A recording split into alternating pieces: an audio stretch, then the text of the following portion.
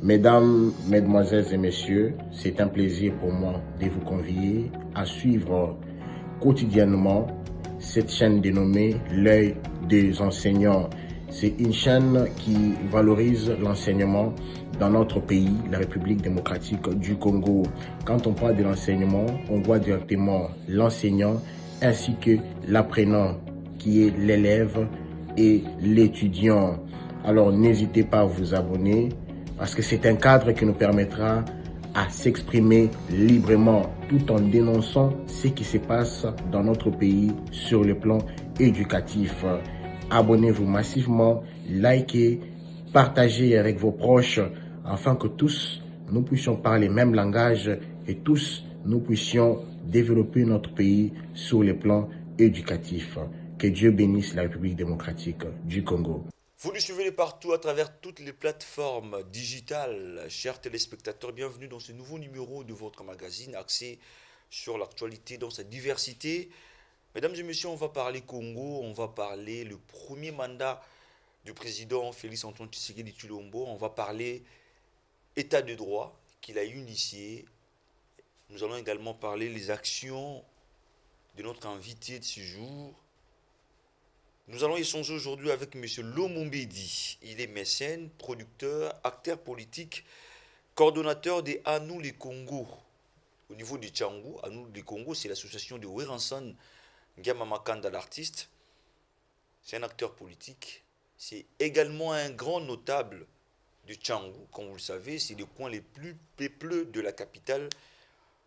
Tout cela, on va l'évoquer avec, bien sûr, notre invité que je viens de vous présenter. Lomombedi Baoba, bienvenue.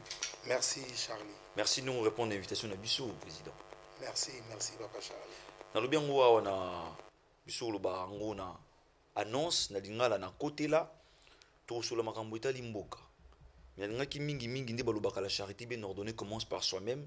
Tout bana na yo. Ozali mécène, ozali producteur, ozali acteur politique, ozali coordonnateur, il y a à nous les Congo.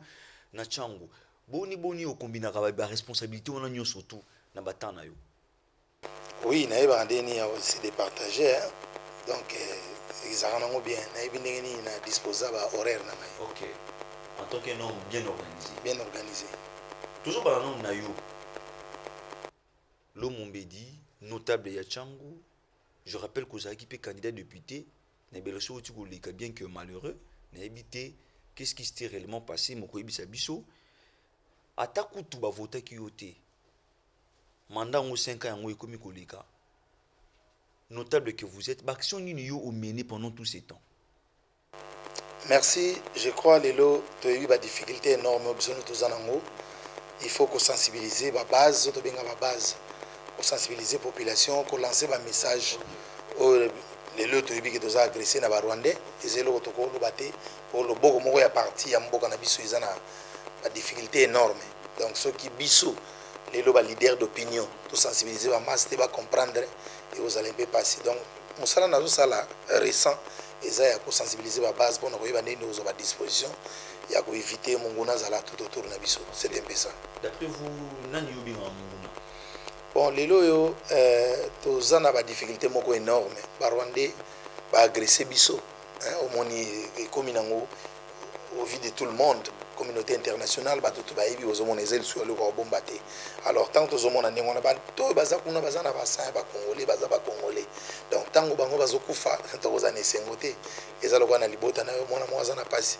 On a katanda kuno moi ça la fête ben des athées. Et ça passe au salabiso donc difficultés énormes. Est na biso tisiko 22 ans solution aux hommes maté. On va aborder déjà point yango, tout continuer car na yango, bien que zaki point liboso thématique liboso na émission na biso 22 ans après solution aux hommes kakaté, yo ozali moko ya bactère politique parce que ozali coordonnateur il y a à nous les Congo au niveau à Tchangou, à nous les Congo ils allaient associés à Weransan mais ils allaient affiliés na AFDC et pas Modeste Bahati Lukwe. Bon makambo ya est banda ki mingi na autorité morale na bino. Modeste Bahati c'est lui qui est parti là-bas, il a tenu un discours, il doutait na capacité à mon discours à sécuriser la population. Est-ce que ce n'est pas lui qui a instrumentalisé la population? Parce que je l'ai déjà bon. Ah, tout bon. On a évité place où on a interprétation, tant que c'est Gozala, on a évité en 20 ans. Donc, on a temps normal de tout sur la Likambongo. mais éviter autorité le grand professeur Bati le Kwebo na saluer en passant à l'ancien qui appelle bien lobby message nini oyo et accompagné que ba Monisco va ndako tirer na bato et là on y est là qui on a go ya ko dénoncer ba réalité pour ça réalité non les lo montre le que no ba Monisco to lingité tout monde a déjà bande ko na biso ya Angola bango bande ko benga Monisco ba una 20 si je crois bato bazana ngola ba benga na bango pour ba monaki bazo ko aboutir na ba solution na bango te effectivement sur le tali lelo bazo apporter nini 22 ans baza sur place mais guerre ezakaka siko tant to moni be omona na ba réseaux sociaux botala ka omona omutu kama Monisco e baluki ba ketala ba minerer donc to si to comprendre géniaux sur les kawana mais na temps normal so ki to moni loko na biso eza bien ti bon pour na ko dénoncer on des problèmes et lo ni ya mabe professeur alobaki alors il aura ma bête so il est là bas tout alors bi vérité ça la réalité tout le monde assistance ya Monisco ils ont apporté rien par rapport à bitumbe zo le kana est par contre écoute ils ont accentuer les sous guerre ils ont persister na est donc bazana complicité wana batika biso na okimia donc na éviter lo ma belle baki je crois lelo soki population et le bito boité na makama ndenge zo kendele vraiment nous sommes tous des optimistes to lingate lo mo ma be ko la biso na mboka alors so totalisiko papa moko ya voisin ya côté na ndako na biso pas si ça bituma mazo chaka songi bato babunda to sepela tente va papa kende to lukana no kimia biso mona ndako donc ezandenge mona Monisco pour moi vraiment na mona ma présence ya Monisco 22 ans après et apporter une solution à mon côté. Et apporter une solution. Au moment où nous parlons, ils allaient dans la présence du secrétaire d'État américain, Blinken Wazalaki Awawa. D'ailleurs, il a échangé avec les chefs de l'État en rapport avec Makambouana. Présence de Awawa, est-ce qu'on peut quand même espérer dans quelque chose? Oui. La guerre mondiale, s'il y a un dialogue, Kosolo là, c'est important. Donc, Bitumba, il y a une solution. Kokuta na Kosolo là. Donc, au commencement était la parole. Parole ndesi ça répère à pays qui a piqué kimia. Donc, la solution tout aux autres, ils ont pour atténuer mon peuple ils en est. Donc, vraiment, 8 ans et belé, so il va sololi chef de l'État na ibaza mutabonya makasi, mais aïe bakaka ndenge ni même makambo wana pour qu'il na kimia pour tout le monde na boumbu ya guerre où vandi et persister na est, c'est un peu ça. C'est un peu ça, mais tout ça qu'on a avancé dans ma capitale est. Le Mumbe di Libaroba, est-ce que entre nous, sur tel moment, na misubui, na ni bateli spectateur ba la biso, ba internet ba la biso. Tout ça qu'on peut ça Monisco peut faire ango mingi, ya ma capitale est. Est-ce que biso monte dans le gouvernement té? On dirait que baza ba incapable. C'est ça. Et c'est ça. Incapacité na bango et monani. Et toujours le bango na ndinga clair. 22 ans après, mais guerre réseau persister toujours. Mais il faut trouver une autre solution. Nous sommes tous des Africains. Bantou, nous sommes tous des Africains. Au monde, on va profiter de minerai en côté. Mais ce sont les Occidentaux qui en profitent. Et se comprendre donc, population, ils ont Bantou, tout, autres mais ce Taliban, on va bénéficier de la minerai. Ce sont des Occidentaux. Donc, si biso te africain tozo kufa pour l'intérêt na bango toko vendre dialoguer c'est tout et c'est le mot ya gravité donc solution ya meilleure ezali ya solo là pour nous retrouver paix pour zo tali batango bazo kufa wana ba famille na bango yozala kaka na misère donc baza famille moko misérable mais ce sont les occidentaux bazo empocher toujours oyebi mboka na biso Congo ezali mboka moeza na nkita ebele 54 différents minéraux donc richesse autour dans le monde entier pays mo eleki biso ezate alors biso ba pays voisin ya biso ekuta une place penda fruit ya moeza makasi na est on eza Rwanda donc atana tango ya Mobutu ba politique ba Mobutu basaki na bango toki ko appliquer yango toko sola biso moko eze loko teke note lelo basali izine ya raffinerie kuna na Rwanda mais Rwanda bazana or wana te bazana cobalt te bazana ni te babiloko wana nyonso utaka pa na biso na RDC to bako sola ba harmonisant donc pour na kolongwa je crois faut nous la clair lelo ngana lingaka so na leki na lobana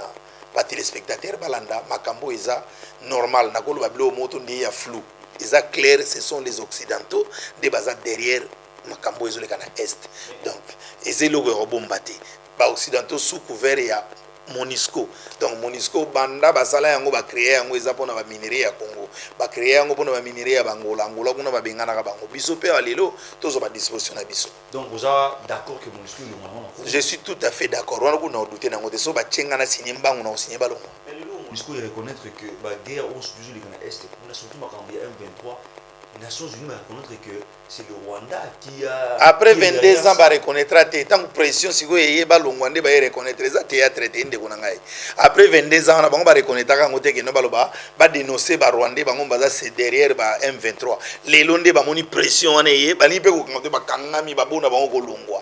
non, ils ont chantage, ils ont bloqué, ils ont gatina. Kalawana pour nani. Mais bino pe lelo oyo parce que j'ai union sacré photo lo bango c'est vous qui gérez le pays lelo tant que bino bo pe sa fardo surtout na Monisco est-ce que Monisco ne mutoko comme na ko batila mboko o mobima bino mo kozana gouvernement te gouvernement ozo ko toujours ko gérer le pouvoir ce n'est pas à la hâte ba ko gérer le pouvoir mbango te po ezaki déjà na nako benga ndenge ezaki déjà ma doucou et les kakebele donc on a cause baba non tout ça dans la logique. Tous en a 32 ans, il y a des faits Mobutu Salagi, tous en a bambula oyo ebi, Mza Salagi tous en a bambula oyo kinga kati sali. Donc, eza discours te, mandat moko ya 5 ans, eko silisa ba pota wana nyoso te. Il faut boye bango, il faut population pays ba. Donc mandat ya 5 ans et résoudre la solution te na mboko eza meilleur eza na bamboto ba monganza ba or ba diamant et si ba 3 qui ngo donc pona ko zipango c'est pas facile. C'est pas facile mais on dirait que sécurité ko makas ndi na tour na bino ba groupe armé botami su nde mingi koleka. Oyebi tango bozolinga bosilisa solution e ba peke munguna nde ba lobaka so bengani démon tango azonga kaya ndeni. Alors les loyo ndenge makambo ezokendele je crois que moi je suis optimiste. Avec Dieu, nous ferons des exploits. Et aussi, donc, il y a dans la même diapason. Tous en la difficulté énorme. Au moins, on a boycotté. Mais bientôt, là, élection aux ala. Pour 5 à 50 ans. Tant l'élection en 2023. Au tournier, candidat Nini, où vraiment, il prépare qui pour la valable et puis à remplacer président Fachi. Au binobo kenango. Au bando tuna bandan changu. Au keiti Moamba. Au koti Lukunga. Au tuna muna muto mona biso ide nae. Au comprendre. Au mona vraiment candidat mongo commun au biso toute population de Zanango azana été. Et ça fait difficulté. Au tala na opposition ou majorité nous sommes tous des Congolais. Et le wali bosso il faut trouver la non patrie. Donc nation abiso il faut te banenga au défendre en fraternité on a la senga izaba to prendre conscience total vraiment que non on peut dialoguer pour l'intérêt de notre pays. Toko dialoguer pour l'intérêt il y a parti songolo. Toko dialoguer pour l'intérêt à Kingakati. Non.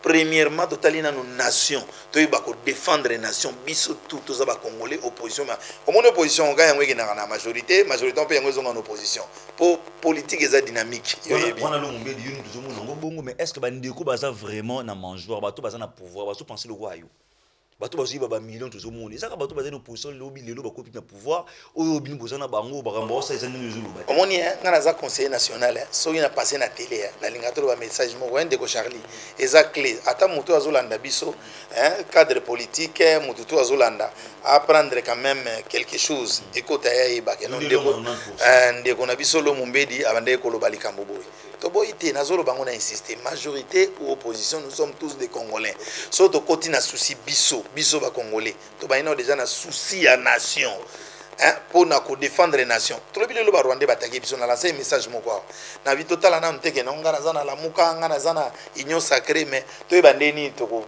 kata na ba Rwanda o bazo take biso je crois message wana ba tutu na mona ba sali ba marche ba kipaki te ba sala ngo pour na nation au monde amour wana so ito persister na ngo na biso acteur politique, grand homme d'affaires, pour payer les bisos à mon nez, il y a des grands, ils ont un bateau, ils ont un maillot, ils ont un boignon, même en Afrique.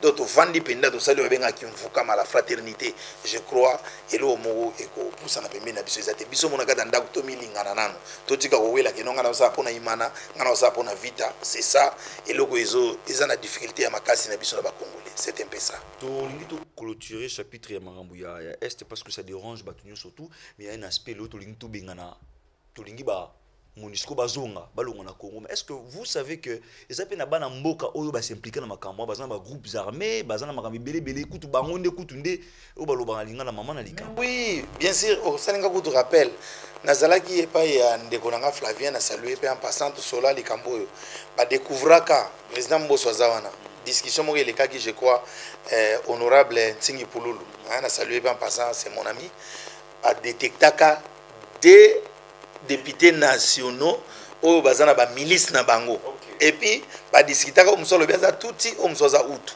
Jusqu'à preuve du contraire nayebi te papa président Mbosso aza wana bamesure nini oyo azwaki po na koatténuer déjà mpo so bodétecte bato ya ndenge wana bato déjà baza contre mboka na biso et puis baosala discussion na kati ya ensemble na biso c'est grave jusqu'à preuve du contraire nayebi te likambo wana obeti mbela tozoloba ngo vraiment papa Mbosso tayela biso su likambo oyo badepute wana bodenosaki bango siko bamesure nini ezali po baza na bamilice na bango kuna tozoloka to atténuer mopepe wana. Alors il faut quand même ozoba mesure moko ou peut satisfaire biso tozoleka na média pour na ko lancer ba appel. C'est un peu ça. Tozoke na chapitre mususu parce que tozoko riper derrière les temps lelo oyo tolongi makambo ya MONUSCO to kesko makambo tali mboka. Chef de l'État azalaki mokonzi mboka lelo oyo azoko kisa déjà 5 ans na mandat na ye bilan ni yozo dressé déjà pour na 5 ans ya Fatou Béton bien que nous avons mis vraiment 5 ans à monter, mais c'est à quelques mètres. Merci, je crois que na opinion na ye a repé sa bilan na ye. Na koyi kozana opinion ya mutu nyonso te yo zana opinion na yo. Mutu mususu aloba non na côté na ngai na moni eza négatif. Na opinion na nga na moni ezali 50%. Na opinion na nga na moni kuna en tout cas moi je crois jusqu'à preuve du contraire état de droit ezo persister puis ezana ba ligne nango.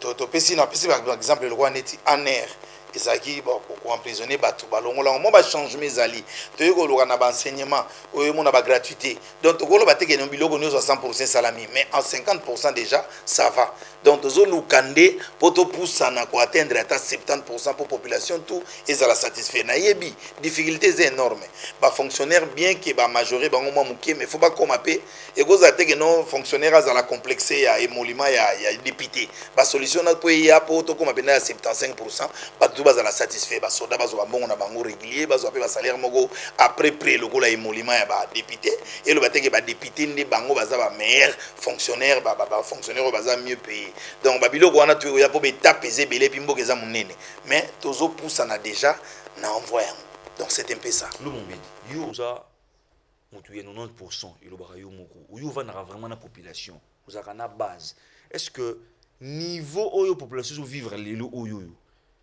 ndenge biloko ezo mata ndenge obalobaka panier de la ménagère ezo kende ndenge peuple ezo vivre lelo ezali vraiment oyoyo état de droit to basatana ki na soki Félix Tshisekedi dazu bokonzi to UDPS. Je crois tango population azo souffrir soki nga na lobi ponga na zalobaka mingi yango na zora pas de 90% so otali banda ko nyonso kala banda ko lia 3 fois mais lelo elia makalisute donc difficulté est énorme environnement na vie sociale na biso eza fouti environnement na zolo bango tala biso na nchango tozana ba donc embouteillage moko énorme pour bazo ba route secondaire ezo créer mété chef de l'état azapé na mambo belé bache ba gouvernement provincial ba biloko belé oyo makambo ko salama ba ko yipe kozwa leo nazoloba ba recette ezokotama ba recette na niveau provincial pour lelo tozana décentralisation mbongo ezokota mais canalisation ya mbongo wana vraiment ezana ngo encadrer tes apesiri donc eza biloko oyo ozomona chef de l'état bato afandi na ye ko travailler moko tache bato mais bato wana bazo accompagner na mabe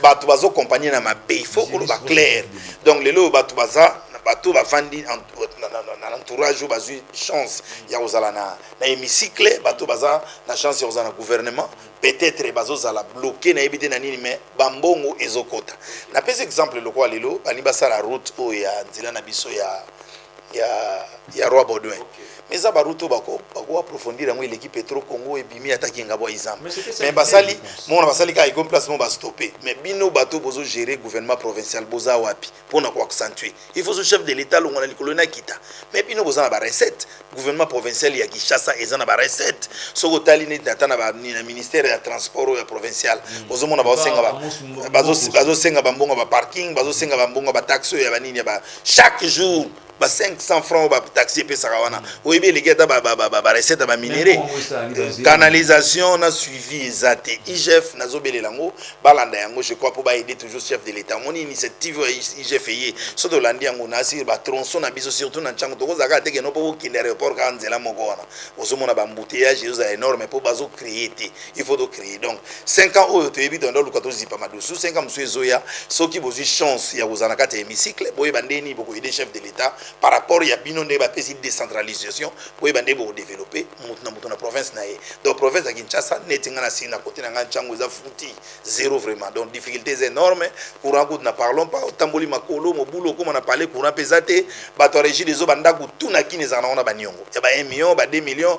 Donc on ne sait pas nana zo gérer nani. Donc moi suivi on est à la pour aider le chef de l'État. Mon chef de l'État est chapeauté à zana bilo rebelle ba kiti décentralisation. Bino batu bozo ko gérer wana au gouverneur il faut mekana ko la canalisation mogo pour ba tout bazala satisfait même à 3%. Yo zawa notable ya Changu olobi déjà makambwango mais faut tout meka un peu quoi approfondir ango. Changu zali na lobaki on libandé awa les coins les plus peuplés ya ville de Kinshasa. Mais l'autre moni mukonza mboka oti ko sala descente dernièrement awa na ba chantier on suit la ville de Kinshasa. Apparemment Changu eza très mal servi. Or Changu bozana ba député bandeko na yo bazali est-ce que bosolaka est-ce que bomona ngata bosola pour ko défendre cause na bino vraiment ya Changu dans l'ensemble. Ndeko na ngai omoni lelo nazongeli na likambo bandela ki wana ngai soki naza candidat maléré eza par rapport ya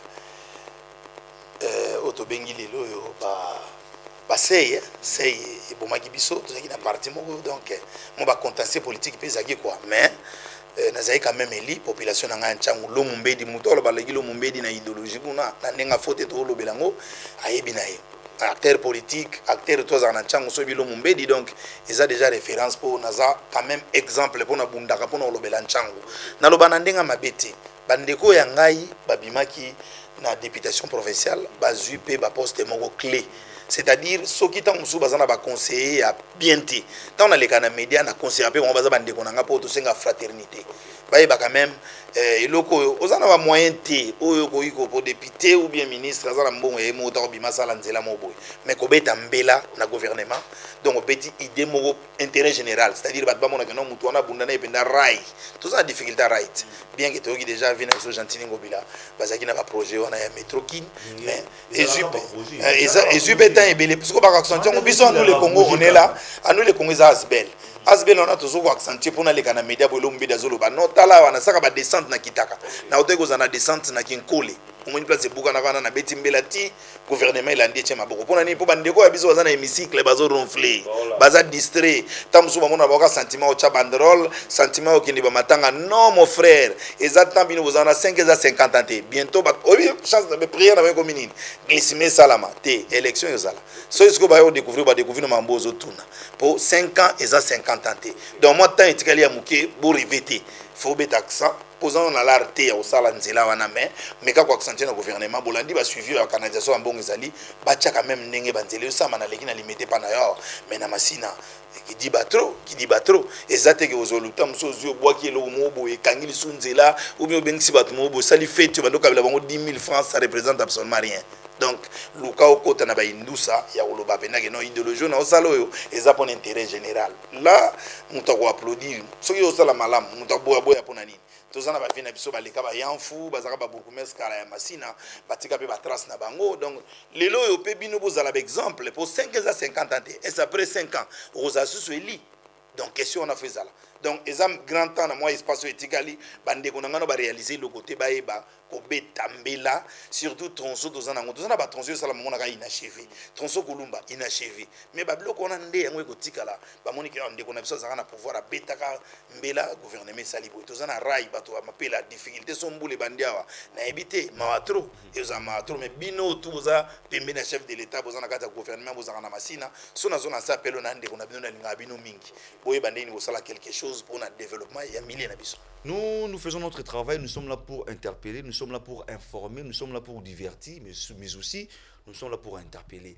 Alors, toujours dans la ville, professeur Kinshasa, Etali, Tchangou, Kinshasa, Zali, na 4 districts, Tchangou, Moamba, Lukunga, Nafuna. Vous êtes député provincial, vous allez notable. Venez parler, venez au Loba, Makam, au marché, nous sommes là pour vous recevoir et pour échanger autour de cela. Mais l'homme est dans un au lobby, mandé à chef de l'État dans l'ensemble. Il y a déjà un gras pas, bah signaux, ils sont quand même positif. Mais ce que vous avez un mandat, vous avez répondre, bah mandat, ya bandeko no ba député provinciaux oyo ya Masina to ya Tchangu ba mana na ba nationaux na ba provinciaux il y a 5 communes oyo ya Tchangu o juger ba mana na ba ondeni. Mais personne n'a parlé pour l'intérêt à Mabélé Nangaï. Personne n'a parlé. Peut-être sans complexe. Personne n'a parlé pour l'intérêt à Tchangou. Personne n'a parlé pour l'intérêt de Massina. Puisque jusque-là, on est dans les noirs. Jusque-là, tous en donc, ceux qui Bazola Nangaï, en tout cas, ça l'effort, il y a quelque chose. Tous en a transformé en Tankumu.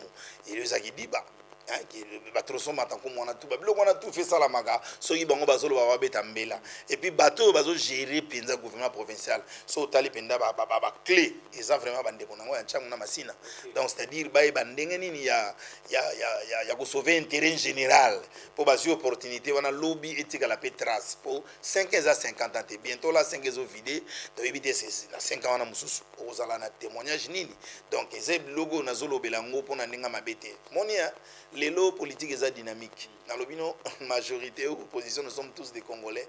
Et puis, il faut sauvegarder le terrain général. Et le logo va voter là, qui est dans les vacances parlementaires. Au moins, il y a des médias où il y a une base de non, on a proposé un projet où dans l'examen, on a loi pour l'intérêt de la population et voter rien. Ok. On évolue dans 5 ans toujours, il y a Mokonzamboka, mais l'aspect, na volé Moussous, le Mombidi, entre nous. Devant les téléspectateurs, toujours le bilan sans complaisance. Voler justice, est-ce que ça n'a pas avancé? Tout ça n'a pas recul? Moi je dirais oui. Voler justice, en tout cas, avant ces alliés. N'a pas exemple, moi, il y a Anert. Il y a Anert, il y a Anert, et puis, il faut toucher n'importe qui. Ceux qui le monde, ils non, là. Papa Vital Kamere na boanya na vraiment bakota kipe donc faut mon ramé mo balini zali na ndenga état de droit zali ba discipline état de droit zali donc so ko na justice lelo oza na raison na yo yeba ko garder raison po biso biso ba victime na otoza na procès moko na société moko ya munene na gagner procès pour état de droit donc na fier pour lingo côté état de droit faut côté déjà so côté na justice on comprendre que non mambo ezo salama e banda o salamati en tout cas droiture ils a pas à 100% mais à 60% déjà. Mais le but des droits, on a mis un règlement de compte. En tout cas, on a un règlement de compte. On a question na ebi eza yo ba réponse yangai. Mais na ebi te ko tanga mutongo règlement de compte nani pona mo inanga enregistrer. Non, mais ba grande personnalité au ba on a pas ce que tanga tam su combat Vitel Caméra. À côté qui n'est mais il y a d'autres qui disaient que non mais il y a état de droit. Après banquette après maramunyo so ba moni que non il faut pas quitter. Et ça état de droit. Ndemona papa o la bisonani comment il s'appelle Pukangalonzo. Ozo comprendre. Donc eza biloko so ba vérifier faut baba. Argument moko ezala donc état de droit yango wana donc il faut argument ezala solide. Donc so ba moni que eza ben efficacité. Ba o kango ka pona sentiment te ndenge ezaki na république mususu. Donc na ndenge mabete ngala zolo bananga eza opinion nanga. Donc mon amtana opinion na o ngana sali constat yango wana. C'est votre avis, c'est ça la démocratie. Merci vraiment. Mais si ko pona Jean-Marc Abound, ils appellent état de droit. En tout cas, la politique est dynamique. Pour embrasser carré politique, il faut s'attendre à tout. Et surtout son opposition. Donc, il y a un lobby opposant, le lobby au pouvoir, le lobby une opposition. Mais tant que les lobbies une opposition, il faut s'attendre à voir que s'attendre à Makamunyo, ce pas jamais Kaboun, non, comme on te déjà, il y a une opposition, il y a une réalité Makambouana, ils ont courage, ils ont un politique. Donc, commentaire pendezate, ils ont politique, ils ont n'ingouana. Donc, ceux qui ont déjà une opposition, il va s'attendre à Makamutu. So, ça peut déjà, homme politique, s'attendre à Makamunyo, ça peut arriver. Oui, il y a un règlement de quantité. Il faut s'attendre à nous. Je n'ai pas des éléments où règlement à compte. Mais justice ça musala na ngosoko kute na ba justice otuna infraction nini obamba kangeli yoza muto ya media oyebi ndenge ni o mona mais jusqu'à preuve du contraire moi je n'ai pas des éléments donc on a pensé qu'à conseil au côté na politique oyebi oza opposant il faut s'attendre à makamunyoso ça peut arriver à tout moment. Donc moi je crois que les gens ont moins sigaté et c'est bakanga papa Tshisekedi bakanga oyebi papa Tshisekedi na 1965 tant azaki ministre intérieur na époque à Zaïre ngana tala vini nganda la tabachapa Mobutu wana nzeta Mobutu. Comme équipe, imaginez qu'on a mon niéré pour contredire. Et ça dynamique. Donc politique est dynamique. Donc on a aucun moment. Pour Jean-Marc Abound, on a aucun moment. C'est la politique. Mais je vais vous donner quand même les éléments. Jean-Marc Abound Bakangi balobi a outragé chef de l'État, balobi a offensé même des institutions, moi bah infraction est belée. Mais je rappelle que Nyon se bani karana point de presse n'étant à Salaki, tant a dénoncé que le pour n'importe qui a marché malin, tout le bien la démocratie, il a dénoncé là où ça ne marche pas, le bima rambo tant la malin mouté n'amboka, il a vraiment dénoncé le bâti à qui clair. Car pour Moutou a dénoncé, il y a un moment il faut bakangaye. Nico Charlie, na osengo merci na ebi ke ba question zero ba réponse yanga. Toza wapodo lobela mboka naza porte parole ya mutozo tangate donc na moni on pendeza intéressante moi mambo tozo la mboka wana nde to développer na no ba minerai na biso mboka na biso ya plus riche nchangu na ngande to développer na moni très important qui est par rapport ya makambo mais Jean-Marc Kabuna zali moko ya bato oyo bakoti silo félicité azali homme politique il y a eu deux PS azali makambo aloba que zape ka lokuta vous imaginez na beteli le solo ya 1965 hein 1965 Papa Tshisekedi Etienne Azalaki, ministre intérieur. Est-ce que vous comprenez? Donc, dans le bango, au sali analyse aux zongi. Donc, c'est vraiment important. C'est la politique. La politique est dynamique. Donc, les logos comme opposants, les logos mis la majorité. Donc, c'est Makambo est vraiment important. Et puis, pourquoi tu as dit de 12 à 2 poids 2 mesures? Parce que même propos aux gens Makambo de tenir les lots, à tenir qu'on peut lutter dans une opposition.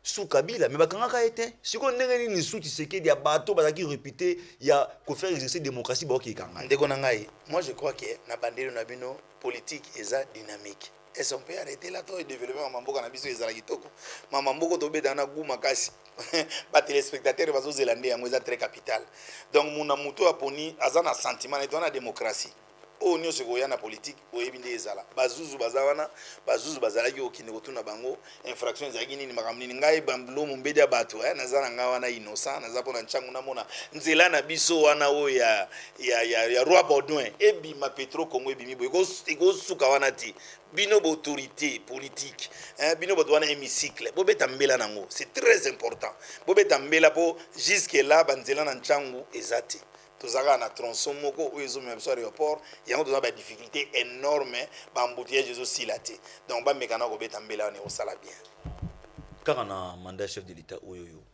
Franck Diongo pe akei alobi gratuité de l'enseignement oyo pour tukoloba awa c'est un échec ba pesi biso gratuité ya quantité qualité zate ba no fallait baza maele ba komona ba bazoba ba miso fallait ba tanga ba futa malamu ebele bazo futa mate classe on komi ya nyamu yo le bima maison marché quand yango moni na politique o biso na betelo solo ozola nanga bien ba téléspectateurs ba ola nanga très bien ne bande na lobi to en difficulté moko toningi kozala po moko te la fraternité donc c'est-à-dire mutu à servir vraiment na se ya mutema na ye na sincérité na servir nation donc un patriote vraiment complet vous comprendre nationalisme wana donc ils ont manqué biso so tali solo ya papa nanga no tobeta tant ba bimisaki na prison on a discours neza différent na lobililo ozomona dynamique yango ya politique na bango non il a dit discours soko za na ba image journaliste si j'ai les images soit discours na ya sorti na na prison soit discours né récent ce que yebisanga beaucoup enseigner population nini ponga na ozenga na fraternité to défendre na nation babilo kona pana nga vraiment na ndenga faute et yozongisa biso si na kokata mo muki alobaki na discours netonga bimaka le senga mo konzamboka merci ndenga faire respecter ki to ninga respecter ki accord ya 5 ans et 5 ba politicien bazaki incarcéré ba figure emblématique ba bima ezaki pona chef de l'état ezaki accord ba kutaki na bien mais tant maison marché malamu te il a alors qui est appliqué c'est d'accord là pour tango Kabila zaki na côté kuna tango Tshisekedi ya appliquer mo merci à senga pona ni yango so makambi marché te fa betaka mabuku na lobi nanga pona bongo te nazolo balelo Jean-Marc Kabund discours échangé pas moni makambi zo marché te mais kasi tozo kende te c'est pas aussi n'importe na pedelio liso susu ya papa Etienne Tshisekedi na 65 azalaki ministre intérieur ya Mobutu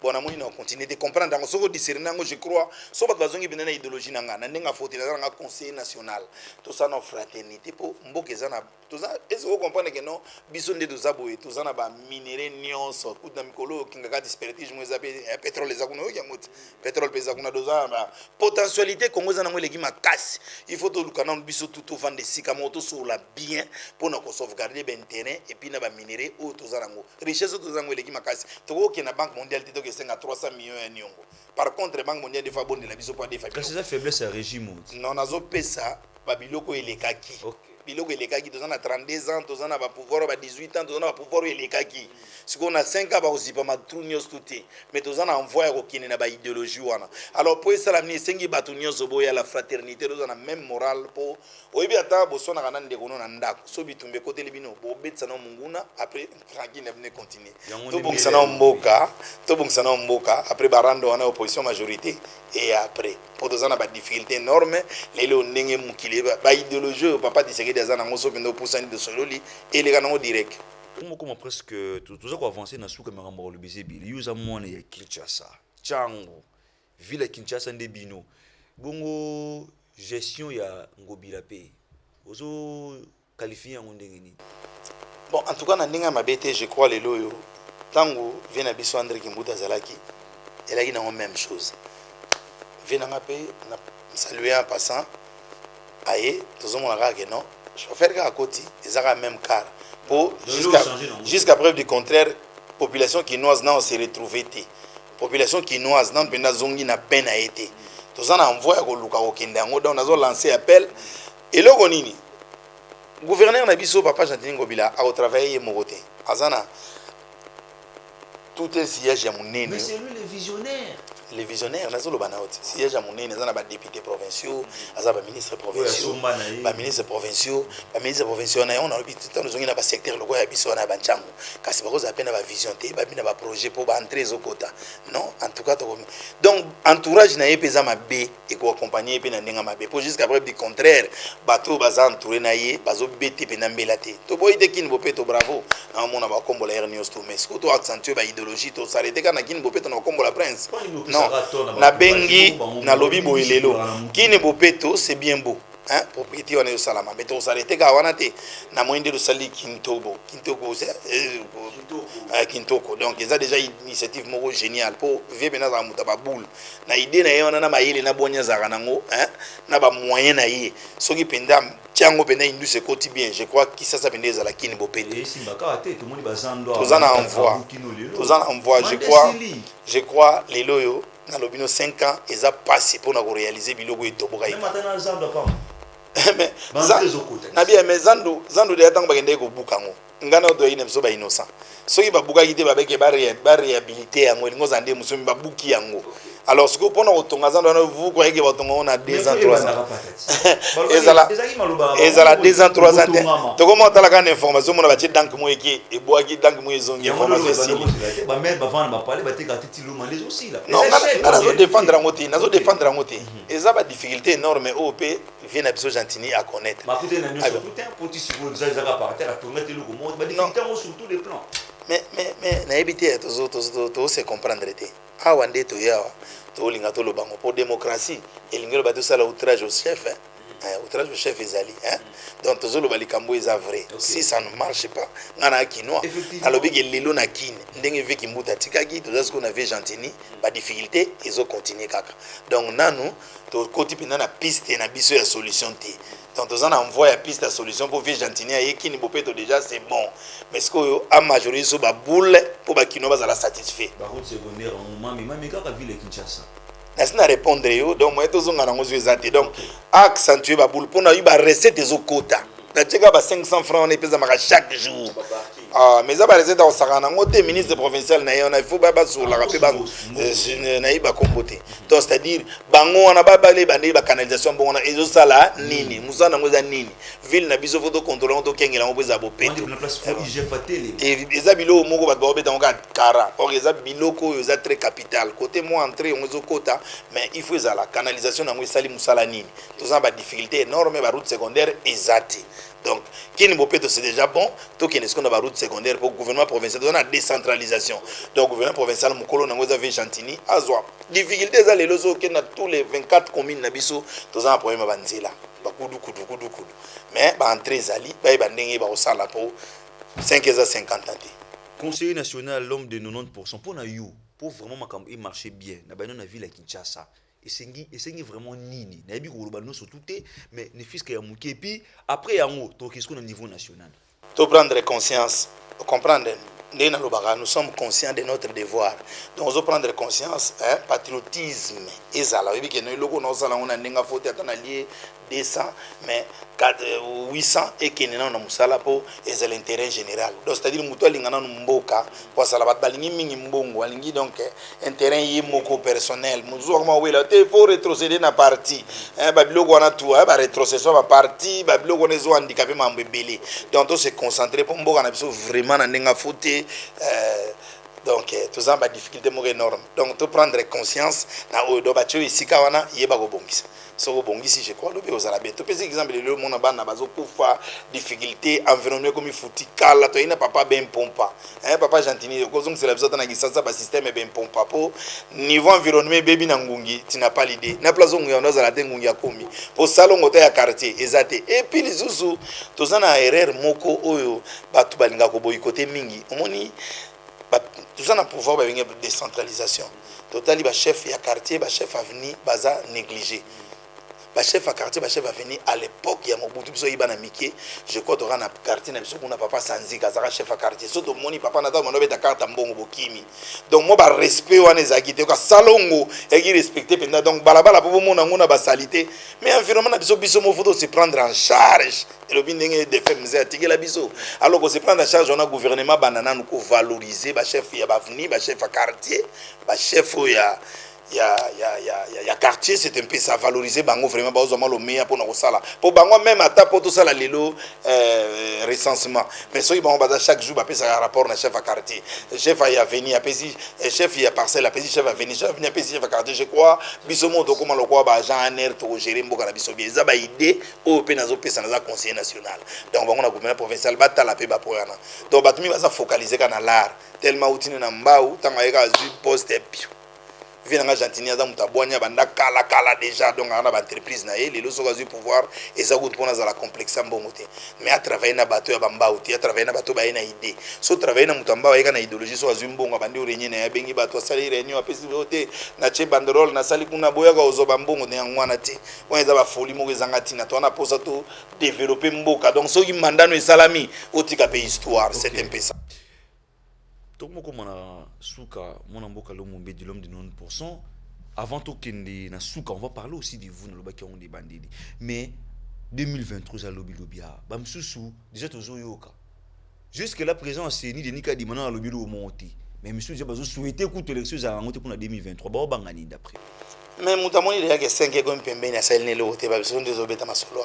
Pas moi souhaiter ka glissement. Au moins voilà. Tout le monde glissement là. En tout cas, la prière n'a pas comme glissement. Parce que le glissement, c'est la pointe, on a démocratie. Après 5 ans, il faut élection. Après 5 ans, élection, on a des démocraties. Pour battre la bateau, on marche à quitter, on va aller au côté de la bateau. Mais il y a un glissement, donc on a posé un mot développé. Donc, prière n'a pas comme un mot de partout, on a un glissement. Non. Élection, je suis optimiste. Et puis, deux ans, papa, on a Sembo, on a vraiment démocrate. Donc, après 5 ans, il y aura l'élection. Le Moumbed n'a pas été. Je ne dirais pas élu, mais le Moumbed n'a pas été proclamé. La belle chose est que mais non, yo kayo nous ozolobela, yo olingi intérêt général, yo olingi nationalisme. Malgré qu'Obima quitté, l'action ni yo mené durant tous ces temps. Ti ba 5 ans yo qui sont aussi là. Bon, ça c'est vraiment important. Et puis ça na ka jazz bela nous le Congo tozo na outé ko lancer ba pela, je crois na ba ça va descente na ba quand commune tout ça la ba descente na ka de ya ko lancer ba appel na phénomène mo ibimaki ya bombe. Je crois na tenu ya yango yo za ozaka de apena nchangu o ibi phénomène ya maître volontaire donc ça ngai na kolo idéologie nango donc moi déjà le kona ya tenu ape mu pepe ya ba kolona je crois yebi ba organisation na sala ezebeli donc ça déjà un plus et puis le sala ngone be faut percevoir que nos gouvernement financier ou bien dans hémicycle na c'est différent muto za na hémicycle tant musumo emolima na yewana ko sala pe grandeur à folie mais biso déjà na moi business de sala ka nazo penser déjà ya ko sensibiliser ba masse pour na ko bater jeune tika boiza na petit mo sala succès lelo na ko tanga kombote me petit moi ça succès na changu ba yebili solo na zwaka ye na mona ga mobulu na côté studio lelo yo deux fois nous les pesa donc ça na ba témoignage oyo batu bakolo ba kenga na loba donc na sala ngo pour l'intérêt général c'est un peu ça. OK. To comme vraiment na suka ya émission na biso toyebi ke bo makambo osololisé ebele mais nayebi kozala disponible okoya soki nécessité ezali suti okobenga yo okoya merci parce qu'on aurait biso lelo vraiment arrêté nyonso bandeko kosala lobi te nazoya lelo oyo na plateau mpo na répondre bandeko na ngai na basujet d'actualité tozalaki nango ndenge oza lelo boye Lo Mumbedi otali caméra otali bana d'abord ya Tchangu mabeli na yo otali bandeko na yo ya Tchangu otali bana ya ville Kinshasa mobimba parce que vision ezali nationale otali bakonza mboka nyonso to na stade oyo toza lelo oyo bamisusu bazobima boloko misusu bazokota misusu bazolela misusu bazosepela misusu bazoloba baza nango te misusu bazoyiba nini oza nango ya kopesa comme message d'abord na bakonza mboka et puis na bapeple. Je crois synthèse nasi nalobi déjà trop nazongi lisusu nalobi ke non bolingo nano ezala hein?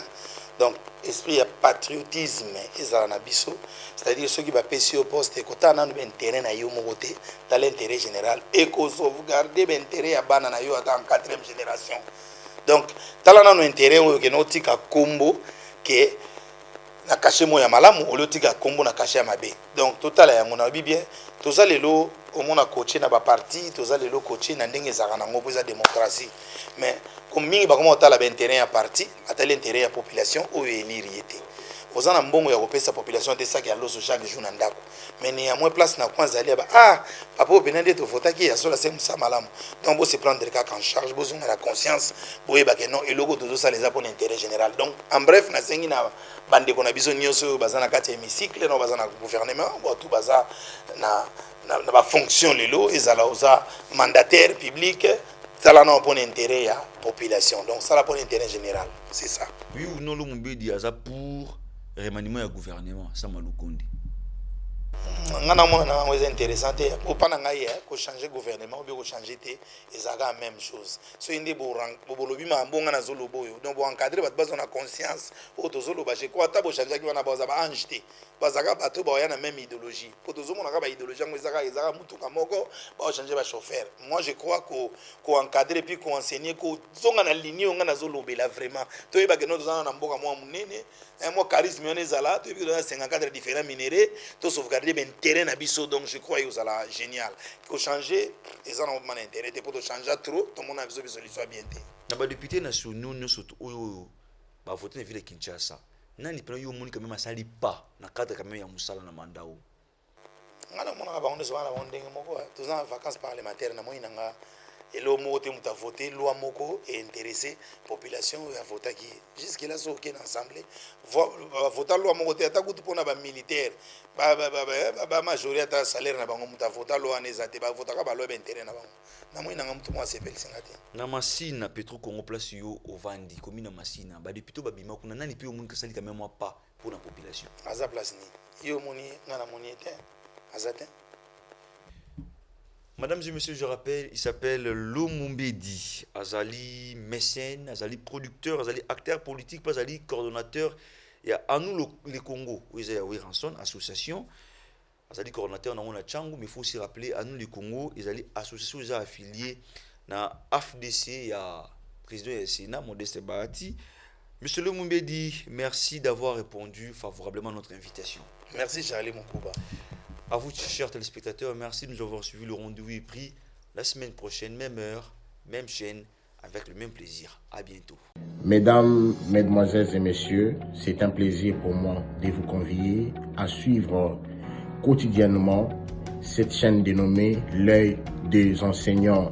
C'est une chaîne qui valorise l'enseignement dans notre pays, la République démocratique du Congo.